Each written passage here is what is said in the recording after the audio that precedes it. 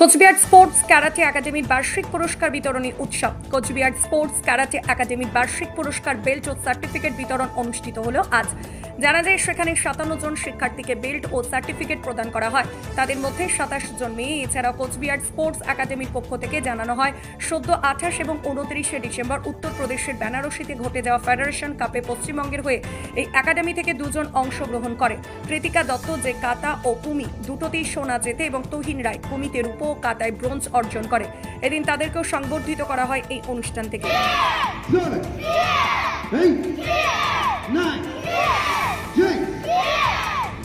Okay, double punch, okay?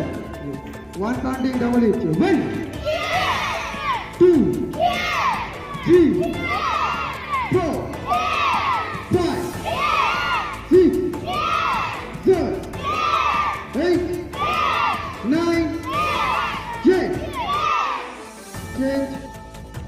Taxmate and GST সুবিধা কেন্দ্র এখন আপনার শহর দিনহাটায়। বিগত 7 বছর যাবৎ সুনামের সাথে কাজ করে আসছে ট্যাক্সমেট। আমাদের এখানে যে পরিষেবাগুলি পাচ্ছেন তা হলো GST registration, GST return, TDS ও TCS return, company registration, society school club registration ও বাৎসরিক return, ISO certification, trademark registration, import export licence, income tax return ও অডিট, ব্যাংক লোন প্রজেক্ট ও ব্যাংক লোনের জন্য CMA data, Udyam registration, professional tax সহ আরো বিভিন্ন ট্যাক্স এবং আপনার ব্যবসা সংক্রান্ত পরিষেবা। তাই যে কোনো কাজের জন্য শীঘ্রই যোগাযোগ করুন আমাদের সাথে। আমাদের ঠিকানা ট্যাক্সমেট দিনহাটা, আস্থা নার্সিং হোমের পাশে, জলের ট্যাঙ্কের বিপরীতে। যোগাযোগ নম্বর 8250435393।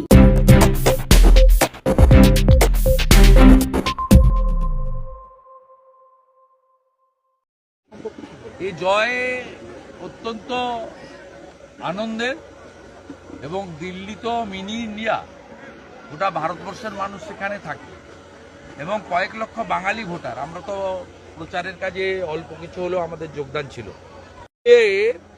এই ভ্রষ্টাচারী একটা চিটিংবাজ, সেই জন্য চোরে চোরে মাসতুতো ভাই মমতা ব্যানার্জি আর তার বাহিনী ঝাঁপিয়ে পড়েছিল কেজরিওয়ালকে জেতানোর জন্য। শত্রুঘ্ন সিনহাকে পাঠিয়েছিল, আরো কেউ কেউ ভিতরে ভিতরে গোপনে গেছিল।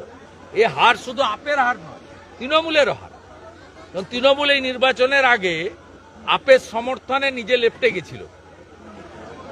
তাই পরিবারবাদী, দুর্নীতিগ্রস্ত, তোষণবাজ পার্টিকে দিল্লির মানুষ রিজেক্ট করেছে এবং হরিয়ানা মহারাষ্ট্রের পরে দিল্লির জয়। হরিয়ানা মহারাষ্ট্রে সরকার ছিল, জয় হয়েছে, সব এক্সিট পোল হরিয়ানাতে ফেল করেছে। দিল্লির জয় আমি মনে করি 27 বছর, প্রায় 3 দশক পরে দিল্লির ফিরে আসা। একমাত্র কারণ হচ্ছে দেশের যশস্বী প্রধানমন্ত্রী নরেন্দ্র মোদী, তার ক্যারিশমা, তার উন্নয়ন, তার প্রতি ভারতীয়দের যে আস্থা তার প্রকাশ। আর যে হিন্দু সনাতনীরা ভোট দিতে বেরোতো না, তারা মহারাষ্ট্র নির্বাচন থেকে বিপদ বুঝে তারা ভোট দিতে বেরোচ্ছেন। সেই কারণে এই জয় সুনিশ্চিত হয়েছে। মহারাষ্ট্রে 19 সালে 61% ভোট ছিল, এবারে 66.5